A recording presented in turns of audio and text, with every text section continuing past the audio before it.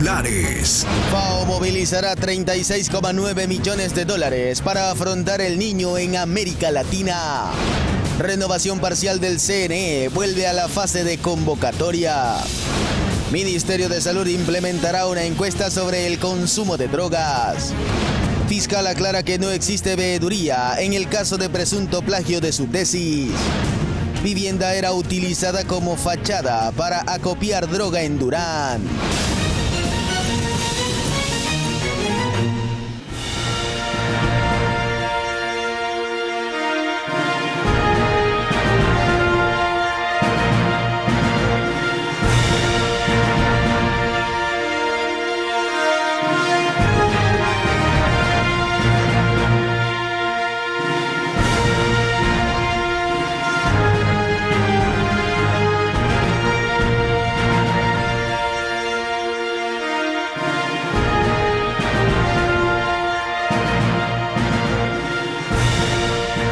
¿Qué tal, amigos televidentes? Bienvenidos a Noticias Solomar, primera emisión.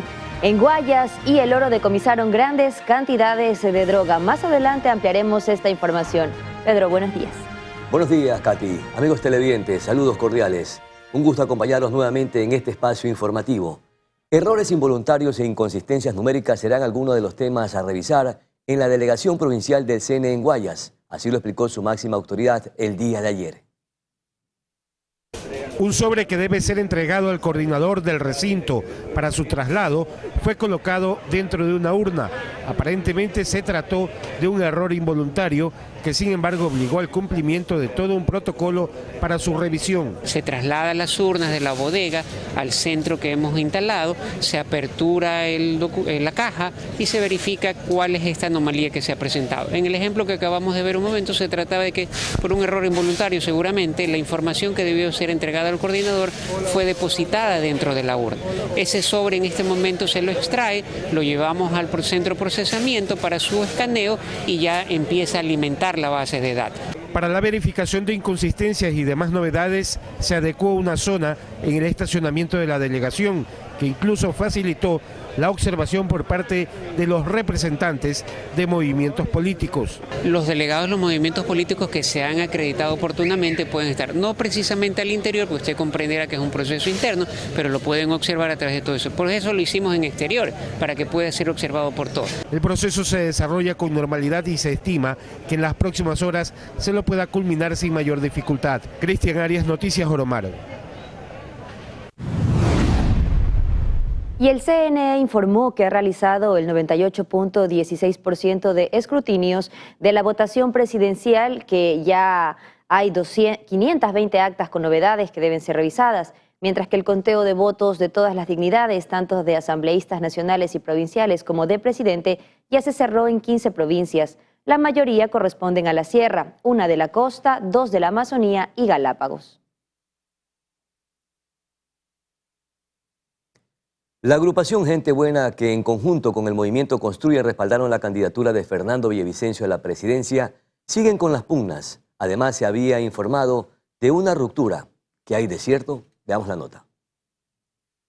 Las contradicciones, así como las disputas, van y vienen en la agrupación Gente Buena tras el crimen de Fernando Villavicencio, y más ahora, luego de los comicios de este 20 de agosto. Y es que se había anunciado en un comunicado una ruptura con el movimiento Construye, que auspiciaba de la mano de Gente Buena a Villavicencio en su camino a Carondelet. Que la alianza entre el movimiento Construye Listas 25 y el movimiento político Gente Buena GB se encuentra vigente. Esto sucede luego de que la noche del 20 de agosto, en un comunicado, se anunciaba que los acuerdos políticos con Construye se daban por finalizados. Dicho documento lo publicó Erwin Ortega, quien figuraba como vicepresidente de Gente Buena. Además, en dicho comunicado también consta el nombre de Francisco Jacome como presidente de esa agrupación. Que el ingeniero Francisco Germán Jacome Echeverría, expresidente nacional del movimiento político Gente Buena GB, fue inscrito por el movimiento Construye en calidad de asambleísta nacional alterno. Por tanto, desde que se inscribió con declaración juramentada ante notario público, inmediatamente dejó de ser parte de nuestro movimiento político Gente Buena GB. Por tal motivo, no puede hacer declaraciones comunicados ni ser vocero de nuestro movimiento. Igual manera informo que el señor capitán en servicio pasivo, Edwin Ortega Sevilla, se le revocó su encargo y función de vicepresidente nacional de nuestro movimiento político el 15 de agosto del 2023, motivo por el cual tampoco puede hacer declaraciones ni comunicados oficiales ni ser vocero de nuestro movimiento. Pero, ¿qué dice Ortega? Yo no sé si le incomoda que no vaya la firma de él. Sin embargo, habíamos... Pero ¿a quién se refiere, Edwin? ¿A quién se refiere? Al representante legal. ¿Quién es? Al representante legal, al señor Joel Silva. Ya, ok. Que a través de sendos videos han enviado a la prensa y creo que es del tercer comunicado en el que él nos separa al ingeniero Jácome, presidente, y a quien le habla. Ahora, usted me dice, y es importante que conozca el país, que por qué nosotros disolvemos la alianza. Vuelvo y repito, estamos en política, no comulgamos con los principios de Construye. En medio de todo esto, Construye anunció sus primeras acciones, entre esas, conformar una comisión especial para investigar el asesinato de Villavicencio. Agregaron que de los 31 escaños obtenidos, conformarán la bancada con 28 legisladores, aunque luego actualizaron la lista, agregando a Fernando Jaramillo, electo asambleísta por Imbabura. Recordemos que Construye se mantiene como la segunda fuerza política más grande de la próxima asamblea. La primera es el correísmo. Belén Mendoza, Noticias Romar. Por su parte, Jan Topic, ex candidato a la presidencia, anunció que en la segunda vuelta que se llevará a cabo en octubre del presente año, respaldará al candidato Daniel Noboa. Ahorita nuestra obligación como ecuatorianos es votar a conciencia. ¿Qué me dice mi conciencia? Dos cosas. Votar por Daniel Noboa y esperar, apoyar para que Daniel Noboa haga un excelente trabajo. No puedo comenzar a pensar en 2025 qué voy a hacer. No. Ahorita va a ser que Daniel, en mi criterio personal, que gane Daniel Noboa. Muchos tendrán otro criterio. Mi criterio personal, que gane Daniel Noboa y que erradique la violencia, que dinamice la economía. Como patriota, ese debe ser nuestro norte. No debe estar el tema oportunista de, a ver, me lanzo 2025, que le vaya mal. No. Si eres ecuatoriano de verdad, queremos que le vaya bien. Y hablando del candidato presidencial Daniel Noboa, el día de ayer, mediante una rueda de prensa, manifestó que en caso de ganar las elecciones propondrá construir cárceles barcazas en alta mar para que estén allí los jefes de las bandas. Escuchemos un extracto de sus declaraciones. Necesitamos reforzar las fronteras, tener presencia militar en las fronteras, presencia militar en los puertos de contenedores, porque por ahí pues sale la droga y entra el contrabando, gran parte de la droga. Es clave también la segmentación de cárceles adecuada. Por eso hablo también de las cárceles barcazas. Es importante tener las cárceles barcazas para aislar totalmente a los criminales más violentos que desde la misma cárcel están generando terror y están planificando pues mayor crimen. Sí, salen 80 millas, no salen del territorio ecuatoriano, están igual en aguas ecuatorianas. Y esas barcazas son bastante seguras y bastante blindadas, entonces tendría que venir, pues, o sea, la marina inglesa o americana para poder atacar esas barcazas. No creo que sea blanco de mucho pirata. Y van a tener igual la asistencia de las Fuerzas Armadas, que van a estar protegiéndoles. Sí, el costo por barcaza no supera los 8 millones de dólares anuales, porque es por medio del leasing.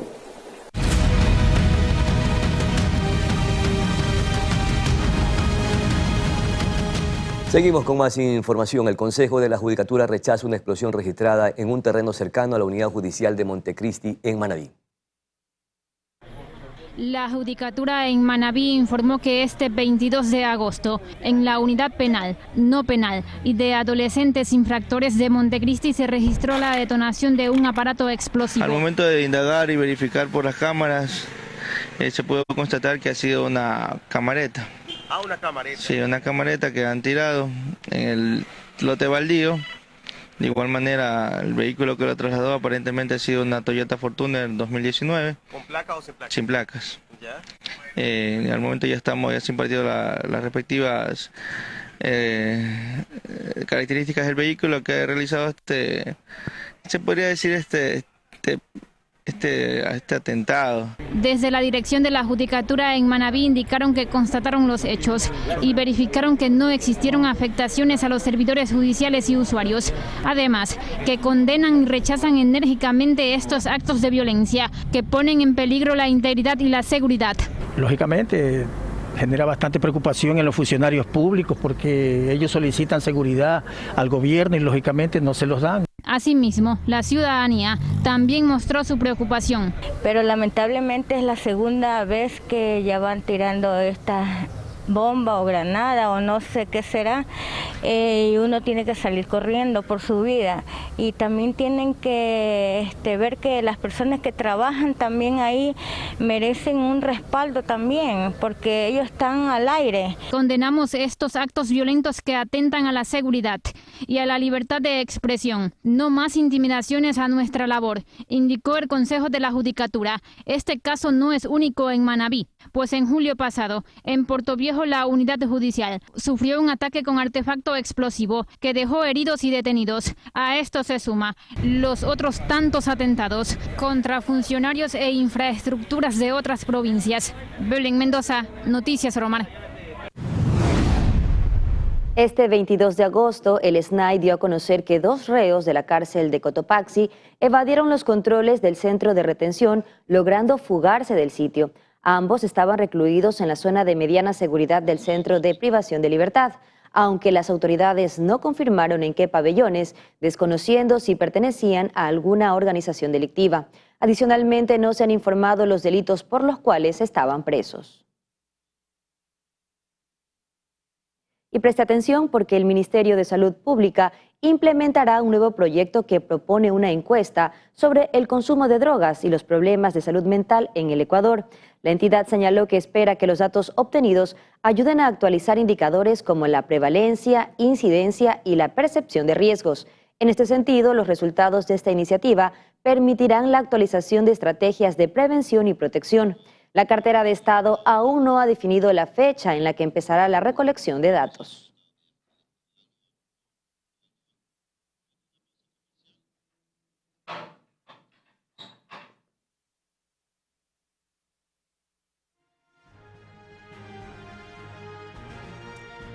Perfecto, estimados amigos televidentes en todo el país. Vamos a una pausa comercial cortita, pero enseguida regresamos para conversar con el analista político Walter Spurri, que ya está con nosotros vía telemática. Ya regresamos con más.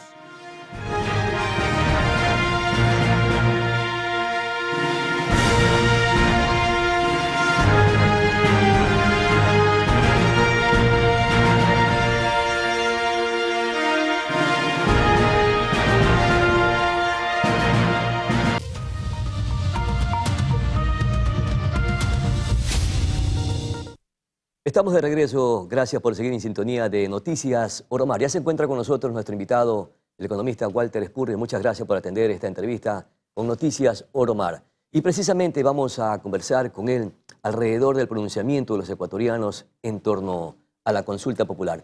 Veamos cómo están hasta este momento, cuando tenemos ya el 28% de actas escrutadas respecto a la consulta popular del Yasuní ITT.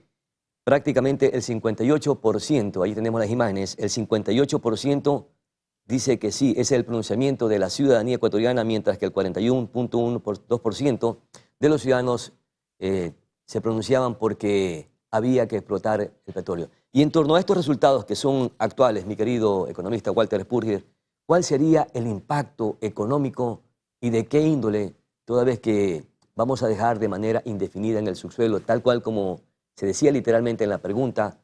Definitivamente los ecuatorianos dijimos que protegiéramos ese recurso natural. El impacto. Buenos días, bienvenido. Muy buenos días. Lamentablemente la consulta se da al mismo tiempo que una campaña presidencial, un gobierno que está de salida, que está muy débil, no hace una campaña para notificar a la población y va a ser una muy desagradable sorpresa a la población si se pierde la producción en el ITT.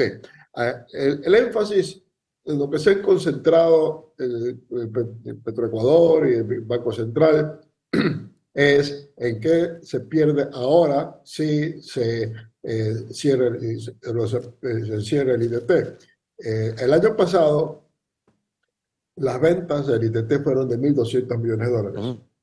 Y lo que cuenta son las ventas, ¿no? Lo que cuenta son las ventas porque es dinero que entra al país, parte se gasta, parte Petroecuador lo tiene que gastar en pagar a contratistas, pagar trabajadores, parte tiene que reservarse para sus gastos generales, etcétera, y parte entra al Estado. Al Estado entraron el año pasado alrededor de 1.000 millones de dólares, de los 1.200 millones, la mitad del presupuesto del Estado, y la otra mitad también fue al Estado para una cuenta especial para la compra de los combustibles que se venden con subsidio. Economista, ¿y cuánta reserva hay bajo el ITT, tomando en consideración que en el 2022 hubo una renta de 1.200 millones de dólares? ¿Qué significaría esto que dejaríamos de percibir durante los próximos 10 años?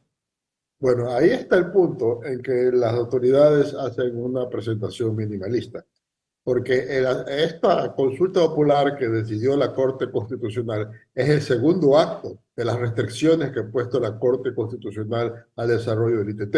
Entonces no sabemos cuánto hay petróleo en ITT, porque Petroecuador planteó montar 9 plataformas y la Corte Constitucional, después de muchas demoras, le permitió 2 plataformas. Cuando una Corte Constitucional anterior desechó el pedido de los Yasunidos, como debió haber hecho esta no debió haberlo ni considerado, comenzó una campaña exploratoria en el ITT y el gobierno de entonces, Jorge Glass, que estaba a cargo de los sectores estratégicos, tenía como meta para el año 2022 estar produciendo 300.000 barriles del ITT. A lo mejor Glass tenía proyecciones muy optimistas porque se basaba en encontrar petróleo donde sospechaba que había, pero había que perforar primero. Puede ser que haya sido muy optimista, pero esas eran las metas que había, claro. 300.000 barriles diarios. Si nosotros hubiéramos seguido adelante con el desarrollo del ITT y estuviéramos sacando no 350.000, sino 250.000 o 200.000 barriles diarios, no tendríamos crisis económica, podríamos manejar la situación económica muy bien. Pero haber cerrado esa actividad, no haber permitido desarrollar esa actividad, nos mermó a un nivel de tipo 58.000 barriles diarios hoy y sin la posibilidad de incorporar el campo más grande que es el Ispingo. Claro. De acuerdo a expertos, economista Spurrier, se dice que debajo del ITT hay más o menos 1.000 millones de barriles de petróleos y esto se traduce en dinero 50.000 millones de dólares. Que se iba a explotar este recurso natural durante probablemente 20 años. ¿Cómo se cubrirá este déficit? Porque es bastante importante. 1.200 millones de dólares al año, 50.000 millones de dólares en 20 años. ¿Cómo recuperamos ese dinero y cuáles serían las otras fuentes? Bueno, cómo recuperarlo no hay, en el sentido en que si hubieran otras fuentes, pues también las deberíamos hacer paralelamente a lo del ITT. Uno tiene que aprovechar todas las oportunidades que tiene, no tiene que decir ya tengo una y me olvido de las demás. Las necesidades del país son muy grandes. Yo pienso que lo del ITT va a tener que retomarse. Ahora, si Daniel Noboa ha dicho que él está de acuerdo con los resultados de la consulta, no, él cree en los datos que dicen los Yasunidos, no creo que haya estudiado, porque no sé de dónde saca el costo de 58 dólares por barril, no tiene asidero esa el tema es que los extractivistas sostienen que se han manipulado cifras por parte de los Yasunidos o por parte de quienes estaban impulsando que se mantenga ese recurso natural bajo la tierra, como también quienes están del lado de los extractivistas también están manejando cifras sobredimensionadas. Y es allí donde entra el problema porque desorientan a la población y no sabemos para dónde correr. ¿Qué decidimos? Hoy en este minuto la ciudadanía acaba de decir protejamos el Yasuní ITT. Bueno, yo pienso que más adelante va a tener que, si un gobierno que quiere explotar el ITT, va a tener que plantearlo, replantear alguna otra consulta y con información adecuada. Por lo pronto, hay un hueco que no tenemos cómo tapar y eso va a causar un problema importante al fisco y va a significar una reducción de la economía, porque si vendemos 1.200 millones de dólares menos de petróleo, quiere decir que tenemos que importar 1.200 millones de dólares menos de otras cosas. Y eso significa que la economía tiene que reducirse para que no demandamos tanto, ni productos terminados, ni productos nacionales que tienen insumos importados, ni bienes de capital. O sea, significa una contracción de la economía. Ahora, el Ecuador tiene una segunda oportunidad paralela al petróleo, que es la minería. Pero ahí también la Corte Constitucional tiene cerrada la vía, porque pone muchas complicaciones para poder obtener un permiso ambiental. Y luego cuando los gobiernos reglamentan cómo cumplir con las resoluciones de la Corte Constitucional, la Corte desecha los reglamentos del gobierno. Entonces tiene paralizados más de 200 proyectos de inversión la Corte Constitucional. Entonces, si no tenemos petróleo y no tenemos minería, el gobierno no va a tener cómo pagar sus cuentas. El gobierno que se posicione en noviembre o principios de diciembre no va a tener cómo pagar sus cuentas, va a tener que estar aumentar sus atrasos.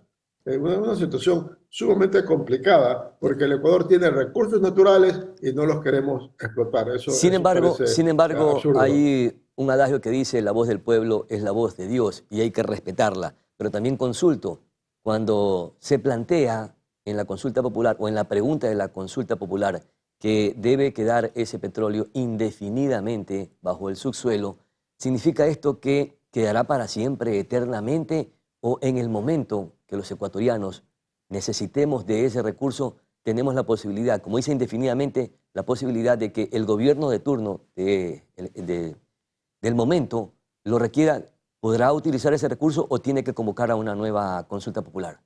Bueno, yo pienso que eso lo tendrán que decir los constitucionalistas y ya tendremos opiniones de un lado y del otro. Lo que sé es de que con Lenín Moreno ya tuvimos una consulta y que se hablaba de seguir adelante con el ITT, reduciendo el área en que podía intervenir Petroecuador. Eso ya lo tuvimos, o sea que esta nueva consulta está, digamos, reemplazando lo anterior. Por lo tanto, supongo que lo lógico es que haya una nueva consulta, ¿no? Aparte de que hay una serie de interrogantes, porque eso se ha hecho al apuro y hay muchos cabos sueltos, ¿sí? Por ejemplo, un cabo suelto es de que se habla de ITT y Yasuní de manera intercambiable. Y el Yasuní, o sea, el ITT está solo parcialmente en el Yasuní. El campo Tiputini está afuera. El campo Tambococho está en el límite y se puede perforar con pozos direccionales. El único que está dentro es el Ispingo. Pero entonces también, por razones del Yasuní, se va a eliminar los campos del ITT. Cuando usted dice que está fuera, pero está dentro de nuestra jurisdicción territorial. Dice que está fuera o sea, está en la provincia de Orellana, pero está fuera del bloque, o sea, del Parque Yasuní. Y sin embargo, se lo incluye la consulta. Luego la consulta también está, desde el punto de vista geológico, también está mal diseñada. Porque está hablando que no se puede sacar el petróleo que está por debajo del subsuelo. Y el petróleo que nosotros estamos sacando no está debajo del subsuelo, está en el subsuelo, no debajo. Entonces, hasta en ese punto se puede argumentar. Claro. Ahora, es muy difícil decir la pregunta también. Por estas cosas, errores o imprecisiones de la Corte Constitucional, que se vaya a ir en contra de una decisión popular donde básicamente se entiende que la población votó en casi todo el país. Porque quiero aprovechar su presencia, mi querido economista Walter Espurri, para conversar de temas políticos, pero se me hace necesario preguntarle, ya en este momento están interviniendo algunas empresas transnacionales, subcontratistas, el Estado también hizo una inversión importante. ¿Qué pasará a corto plazo con todo esto que está encima del Yasuní ITT? ¿Tendremos ya o enfrentaremos procesos judiciales hasta internacionales?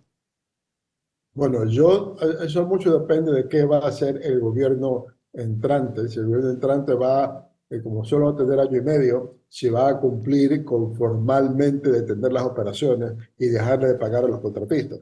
En ese caso, habrá contratistas con los que tendrá que llegarse a un acuerdo para terminar el contrato, y habrá algunos que posiblemente entren en procesos de arbitraje si eso está contemplado. Claro, porque se va a rescindir unilateralmente el contrato.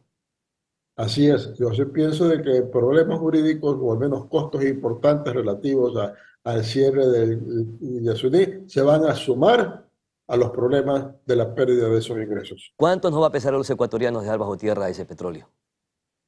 Eso nos va a costar, como digo, habrá que ver cuánto petróleo hay, porque han bloqueado la exploración, no hemos perforado para detectar cuánto petróleo hay en el campo Ispingo. pero es todo un tesoro del país que el Ecuador lo va a desestimar y va a dejar que se quede bajo tierra, y en el futuro eso perderá valor el día que ya el mundo se haya movido del petróleo hacia otras fuentes de energía, y es un capital que vamos a desaprovechar, que hubiera podido muy bien utilizarse para el beneficio de la ciudadanía. Quiero aprovechar estos últimos minutos, economista Walter Espurri, para hablar o analizar el tema político del país. El próximo 15 de octubre nuevamente los ecuatorianos vamos a ir a las urnas para definir quién debe ser el presidente de los ecuatorianos. Estamos entre dos tendencias políticas, probablemente un outsider y una que ya estaba definida, porque desde que se inició este proceso democrático se decía que estaba en segunda vuelta la candidata del correísmo. ¿Cómo mira estas fuerzas políticas y también el escenario de la Asamblea Nacional, en la que dos fuerzas políticas están prácticamente manteniendo la hegemonía con sus candidatos o asambleístas que van a ocupar los curules o escaños en el Poder Legislativo? Bueno, el correísmo el correísmo inflama pasiones. O sea, hay un sector de la población que llega hasta casi la tercera parte de que está dispuesto a votar por las listas correístas, llueve, trueno, relampaguee. Pero igualmente hay más de una tercera parte de la población que vota por cualquier candidato que no sea el correísmo. En las elecciones actuales, bueno, Manaví está en un caso muy especial porque Luisa González obtuvo la mitad de los votos y los otros candidatos la otra mitad, entre todos juntos. Pero si nos ponemos a ver los candidatos, todos, con la probable excepción de Armijo, que fue el que quedó último, van a apoyar a Daniel Noboa. Y yo pienso que Daniel Noboa ha sacado más votos en la primera vuelta y mayor porcentaje de los votos de los que sacó Guillermo Lasso en el año 2021. Y a pesar de que la gran diferencia que le llevaba Arauz a Lasso en el 2021, el Lasso ganó la presidencia, yo pienso que ahora parte como favorito Daniel Noboa para la segunda vuelta. Por ese motivo va a ser difícil que Luisa González aumente el porcentaje de su población, su votación. Ahora, en la Asamblea hay la sorpresa de que la votación por la Asamblea no es paralela a la votación para la presidencia. O sea, el correísmo sacó tantos votos como la vez pasada, tiene esa posición en la Asamblea muy fuerte, pero en cambio Noboa tiene una votación en un bloque en la Asamblea inferior a la votación que él obtuvo. O sea, él fue la segunda votación y tiene el tercer bloque. Y hay que ver qué actitud va a tener el Partido Social Cristiano en la Asamblea, que estuvo muy aliado con el partido. Necesariamente vamos a llegar a acuerdos, negociaciones políticas como en otras ocasiones. Esperamos que piensen en el país y no en los intereses partidistas o de grupos. Hoy estamos viviendo una confrontación permanente entre los correístas y los anticorreístas. Quiero que lo invito a ver lo que anoche aquí en este mismo noticiario dijo el coronel Lucio Gutiérrez, quien es uno de los candidatos mayormente votados como asambleísta nacional. Veamos y luego le planteo la pregunta a mi querido economista Espurri. ¿Le parece? Veamos entonces el extracto. Entonces le vuelvo a preguntar, ¿se sentaría en la mesa con Rafael Correa o vía telemática porque él está fuera del país, con Jaime Nebot y los otros líderes de las otras agrupaciones políticas para tomar una decisión definitiva y juntarse precisamente en bienestar de los ecuatorianos? ¿Lo haría usted? Por supuesto que sí, porque es el país el que está en peligro. En este momento tenemos que virar la página. No tenemos que virar hacia atrás, tenemos que mirar hacia adelante. Y para aprobar leyes se requiere el concurso de todos los asambleístas. Y todos debemos estar dispuestos a salvar al país, porque si no nos unimos, el país se hunde. En este momento hay que darle inmunidad a los militares y policías para que luchen con contundencia en contra de la delincuencia, para que posteriormente no tengan retaliaciones ni políticas, peor jurídicas. Walter Espurri, ¿crees que es el momento de frenar este canibalismo político? ¿Es la única manera de que podamos vencer a las mafias que nos están haciendo tanto daño? Ojalá se pueda. El problema es que el correísmo tiene un punto central en su agenda, y es que se desechen las convicciones, que se desechen las condenas que ha tenido Rafael Correa por la corrupción en su gobierno.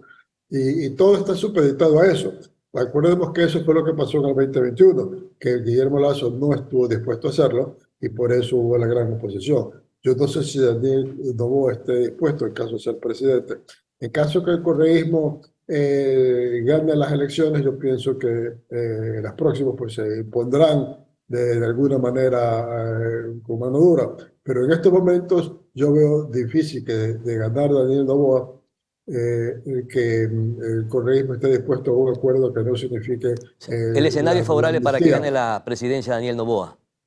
Yo pienso que en estos momentos sí, que es lo que tiene probablemente el apoyo del grueso de los electores que votaron por los otros 5 candidatos, y ya depende de la campaña que él haga, pues y también de la campaña que haga Luisa González para ganar parte de esa votación.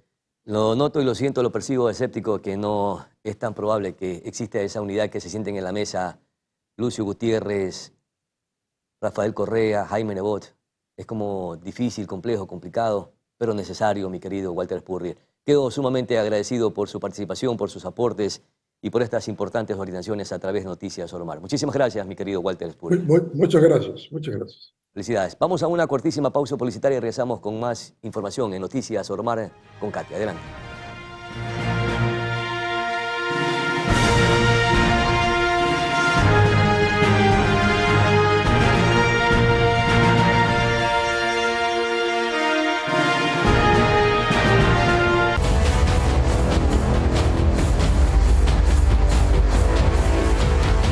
Amigos, gracias por continuar en sintonía. Seguimos con más noticias. El concurso público para la renovación de 2 vocales principales y 2 suplentes del Consejo Nacional Electoral vuelve a su fase inicial, la convocatoria. Esto luego de que el juez de San Borondón, Fausto Inca Arellano, aceptó la acción de protección planteada por el ciudadano Iván Heredia Tello, quien postuló y obtuvo 17 de los 50 puntos en la calificación de méritos. El magistrado consideró que los derechos de Heredia se vulneraron y como medida de reparación integral dejó sin efecto el reglamento del concurso. Por ahora, el Consejo de Participación Ciudadana y Control Social tendrá que aprobar una nueva normativa, lo que tomará tiempo. Mientras tanto, la presidenta del CNE, Diana Atamaín, el vicepresidente Enrique Pita y los vocales José Cabrera, Estela Acero y Elena Nájera seguirán en funciones prorrogadas. La fiscal Diana Salazar reaccionó en Twitter y respondió mediante un comunicado a los resultados de la Veeduría Internacional Transparencia Académica, la cual señala que sí cometió plagio en su tesis. Salazar aseguró que se mantiene en haber hecho una tesis honesta y que la Universidad Central ya la libró de toda culpa. Además, advirtió que las acciones legales contra las personas que denunciaron el caso están en marcha. En otro tema, la Organización de las Naciones Unidas para la Alimentación y Agricultura anunció que destinará más de 36 millones de dólares para la asistencia a las comunidades vulnerables en América Latina, entre ellas Ecuador. Los fondos son para enfrentar el impacto del fenómeno del Niño. Aún no ha iniciado en algunos países la Organización de las Naciones Unidas para la Alimentación y Agricultura, o conocida por sus siglas FAO, anunció que destinará 36,9 millones de dólares para asistencia a las comunidades vulnerables en América Latina. El plan contempla darle apoyo a 1,16 millones de personas en Bolivia, Colombia, Ecuador, El Salvador, Guatemala, Honduras, Nicaragua, Perú y Venezuela. La ayuda está destinada a agricultores en riesgo por el Niño, especialmente para pueblos indígenas en Colombia, Bolivia, Ecuador y Venezuela, e incluye entrega de semillas resistentes a la sequía, apoyo para la captación, almacenamiento y manejo de agua, asistencia en efectivo. La FAO también financiará capacitaciones en la gestión de recursos hídricos y acciones para la protección del ganado, la pesca artesanal y los cultivos. En total, la organización busca destinar 88,9 millones de dólares para asistir a más de 2 millones de personas. Además, cabe indicar que este plan forma parte de un llamado global de FAO para recaudar fondos para hacer frente a este fenómeno, que también incluye a otras regiones como África y Asia-Pacífico. Anaí Vélez, Noticias Oromar.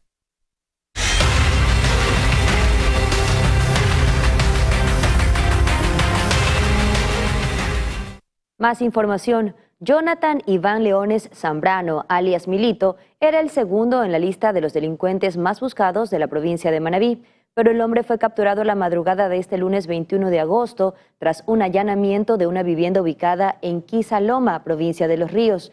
Leones era requerido por la justicia desde el 18 de febrero del año 2021, al estar acusado de asesinar con varias puñaladas a Giancarlos Carreño Ceballos. El hecho ocurrió en la parroquia Andrés de Vera de Puerto Viejo.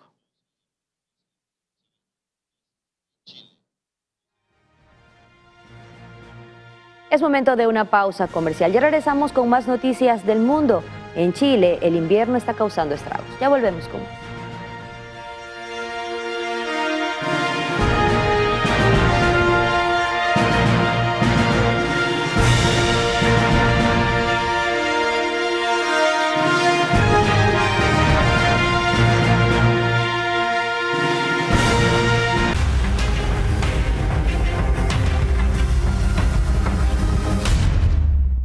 Seguimos con más noticias. En Durán, un domicilio era utilizado como centro de acopio de droga. Al momento del operativo se descubrió gran cantidad de cocaína que iba a ser llevada al puerto de Guayaquil. Personal de los tres ejes, el investigativo, el preventivo y el de inteligencia, se habían dedicado en Durán a la investigación de una organización narcodelictiva que usaba un domicilio en el sector del Arbolito como centro de acopio de la droga, que luego iban a llevar al puerto de Guayaquil para de alguna manera embarcarla con destino a Europa. En este allanamiento encontramos 1.145 paquetes dentro del domicilio y además en los exteriores del domicilio se encontró un camión con 615 paquetes, los cuales estaban siendo cubiertos por un colchón, listos para trasladarse a los puertos.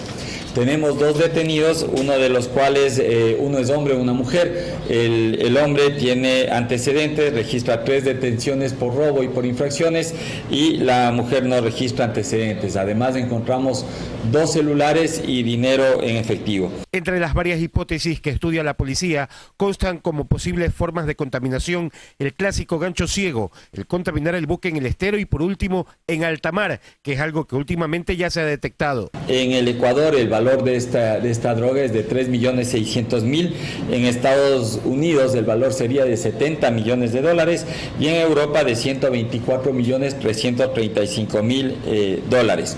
Al igual que en muchos casos, los detenidos no son peces gordos, pero la policía asegura que la investigación continuará hasta descubrir la estructura detrás de estas operaciones. En lo que va del año en la zona 8, se han decomisado 63 toneladas, 397.564 gramos de droga. Cristian Arias, Noticias Oromar.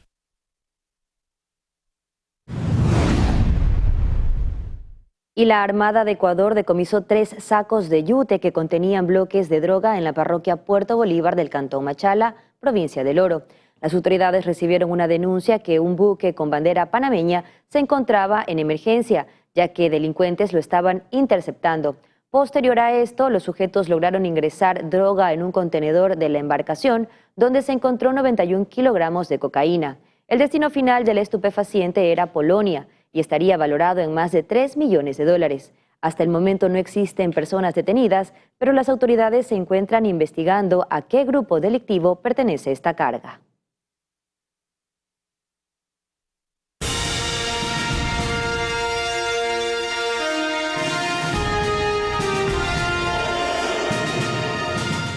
Seguimos con más noticias, amigos. Hoy se cumple un mes desde el fallecimiento del alcalde de Manta, Agustín Intriago. Hemos preparado un extracto especial para rendir homenaje a su trabajo por esta ciudad. El alcalde de Manta, Agustín Intriago, fue asesinado la tarde de hoy. Ejecutaron a tiros al alcalde de Manta. El alcalde de Manta. Agustín Intriago. Agustín Intriago. Agustín Intriago. Devuélveme a mi alcalde. Hace exactamente un mes, Manta quedó huérfana tras la muerte de Agustín, su líder, su alcalde. Aquel hombre que con sus zapatos azules y su habilidad para conectar con la gente, dejó una huella imborrable en la mente y el corazón de los mantenses. Que Dios te bendiga y yo estoy orando para que tú cuides y que no haya más muertes ni matanzas. Amén, mi amor, amén. A pesar de contar con un gran número de seguidores, Agustín también tuvo sus detractores. Sin embargo, su amor por el pueblo y para el pueblo siguió firme y persistente. Con la bandera en el pecho, con los colores celeste y blanco de nuestra Manta infinita. Lo cierto es que esta ciudad era como una hija para él. tal como lo expresó en uno de sus últimos eventos. Porque créame que yo veo a Manta como rostro de hija. Y el amor que le tengo a mi hija, también se lo tengo a usted. Así era Agustín, siempre mirando de frente, un comunicador excepcional, capaz de movilizar multitudes con sus sueños y su pasión desbordante. Mijo, bendiciones. Bendiciones, mijo. Dios me lo bendiga. Ellos no temieron en darle su voto durante 2 periodos seguidos, consagrando a Intriago como uno de los líderes más jóvenes en obtener este cargo. Hoy nos convertimos en una noticia nacional por haber ganado históricamente las elecciones con más del 60%. Agustín será recordado como un hombre que amó profundamente a su familia, como un gran esposo, un padre dedicado y un hijo que nunca olvidó sus raíces. Díganle a mi hija que su papá la amaba con toda el alma, solo eso. Repítanselo todos los días que su papito la amaba con toda el alma, que se moría por ella, que ella era su vida. Pero sobre todo, será recordado como un alcalde apasionado que trabajó incansablemente hasta el último día de su vida por el bienestar de Manta y su gente. Alguien tiene que hacer que esta ciudad avance, que se sostenga. Y para eso me eligieron. Y aunque suene patriota y de película, aunque me cueste la vida. Hoy por hoy, esta herida, la indignación, la incertidumbre, la rabia, la impotencia e inconformidad siguen latentes en un pueblo que pide justicia. Y a pesar de los intentos por desvanecer su memoria, el legado de Agustín permanece vivo en cada calle y en cada corazón mantense. Agustín Intriago, ¡vive carajo! Erika Mero, Oromar TV.